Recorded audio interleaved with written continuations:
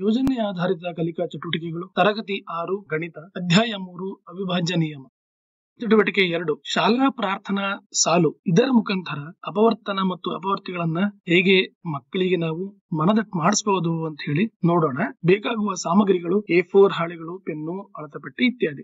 ಕೆಳಗೆ ತೋರಿಸಿರುವಂತೆ ಒಂದು ಕೋಷ್ಟಕವನ್ನ ರಚನೆ ಮಾಡಿಸಿ ಮಕ್ಕಳ ಹತ್ರ ಆ ಕೋಷ್ಟಕದಲ್ಲಿ ತರಗತಿಯ ಸಂಖ್ಯೆಗಳನ್ನ ಬರೆಯುವಂತಿರಲಿ ಮತ್ತು ಆ ತರಗತಿಯಲ್ಲಿರುವ ಒಟ್ಟು ವಿದ್ಯಾರ್ಥಿಗಳ ಸಂಖ್ಯೆಯನ್ನ ಬರೆಯುವಂತಿರಲಿ. ಉದಾಹರಣೆಗೆ ಒಂದು ತರಗತಿ ಒಂದರಲ್ಲಿ 12 ಮಕ್ಕಳಿದ್ರೆ ಈ 12 ಮಕ್ಕಳನ್ನ ನಾವು ಪ್ರಾರ್ಥನೆ ಆಗುವಾಗ ಎಷ್ಟು ರೀತಿ ಸಾಲಿನಲ್ಲಿ ನಿಲ್ಲಿಸಬಹುದು ಅಂತ ಹೇಳಿ ಇಲ್ಲಿ ಚಿತ್ರದಲ್ಲಿ ಒಂದು ಉದಾಹರಣೆ ಮೂಲಕ ತೋರಿಸಲಾಗಿದೆ. ಒಂದು ಕಂಬ ಸಾಲಿನಲ್ಲಿ ಒಬ್ಬ ವಿದ್ಯಾರ್ಥಿ, 6 ಕಂಬ ಸಾಲುಗಳಲ್ಲಿ 2 ವಿದ್ಯಾರ್ಥಿಗಳು. 4 into 3 3 ಕಂಬ ಸಾಲುಗಳಲ್ಲಿ ಪ್ರತಿಯೊಂದರಲ್ಲಿ 4 ವಿದ್ಯಾರ್ಥಿಗಳು.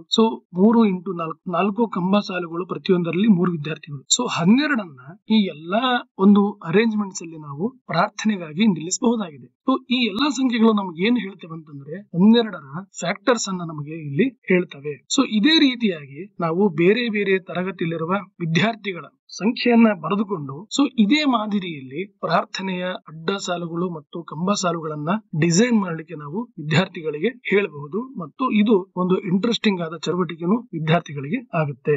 ಎಲ್ಲಾ ತರಗತಿಗೂ ಸಾಧ್ಯವಿರುವ ಎಲ್ಲಾ ವಿಧಗಳನ್ನು ಕಂಡುಹಿಡಿಯಿರಿ ಮತ್ತು ಪ್ರತಿ ವಿಧಾನಕ್ಕೆ ಅಡ್ಡ ಸಾಲುಗಳ ಮತ್ತು ಕಂಬ ಸಾಲುಗಳ ಒಟ್ಟು ಮೊತ್ತವನ್ನ ಕಂಡುಹಿಡಿಯಿರಿ. 1ನೇ ತರಗತಿಗೆ ಅಡ್ಡ ಸಾಲುಗಳ ಸಂಖ್ಯೆ 6 ಅಂತ ಹೇಳಿ ಆಗುತ್ತೆ ಮತ್ತು ಕಂಬ ಸಾಲುಗಳ ಸಂಖ್ಯೆ ಸಹ 6 ಅಂತ ಆಗುತ್ತೆ.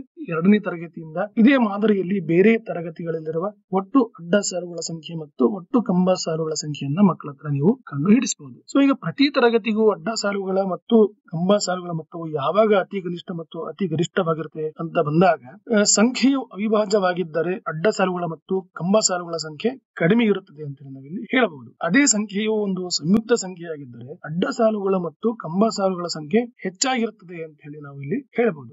ಇದಕ್ಕೆ ಅಡ್ಡ ಸಾಲುಗಳ ಮತ್ತು ಕಂಬ ಸಾಲುಗಳ ಸಂಖ್ಯೆಯ ಬಗ್ಗೆ ನೀವು ಏನನ್ನು ಗಮನಿಸಿದಿರಿ ಅಂತ ನಾವು ಮಕ್ಕಳನ್ನು ಕೇಳಿದಾಗ ಮಕ್ಕಳಿಂದ ಸಂಭಾವ್ಯ ಜೋಡಣೆಯ ಸಂಖ್ಯೆಯು ಒಟ್ಟು ವಿದ್ಯಾರ್ಥಿಗಳ ಸಂಖ್ಯೆ ಎಷ್ಟು ಅಪವರ್ತನಗಳನ್ನ ಹೊಂದಿದೆ ಎಂಬುದರ ಮೇಲೆ ಅವಲಂಬಿತವಾಗಿರುತ್ತದೆ ಅಂತ ಹೇಳಿ ಮಕ್ಕಳಿಂದ ನಾವು ಉತ್ತರವನ್ನ ಪಡಿಸಲಿಕ್ಕೆ ನಾವು ಇಲ್ಲಿ ಪ್ರಯತ್ನವನ್ನ ಮಾಡಬಹುದು. ಒಟ್ಟಾರೆ ಹೆಚ್ಚಿನ ಅಪವರ್ತನಗಳು ಆ ಸಂಖ್ಯೆಗೆ ಇದ್ರೆ ಹೆಚ್ಚಿನ ಜೋಡಣೆಗಳು ಸಾಧ್ಯ ಅಂತ ಹೇಳಿ ಮಕ್ಕಳಿಗೆ ನಾವು ಮನದಟ್ಟಾಗುವಂತೆ ಇಲ್ಲಿ ಮಾಡಬೇಕಾಗುತ್ತೆ. ಧನ್ಯವಾದಗಳು.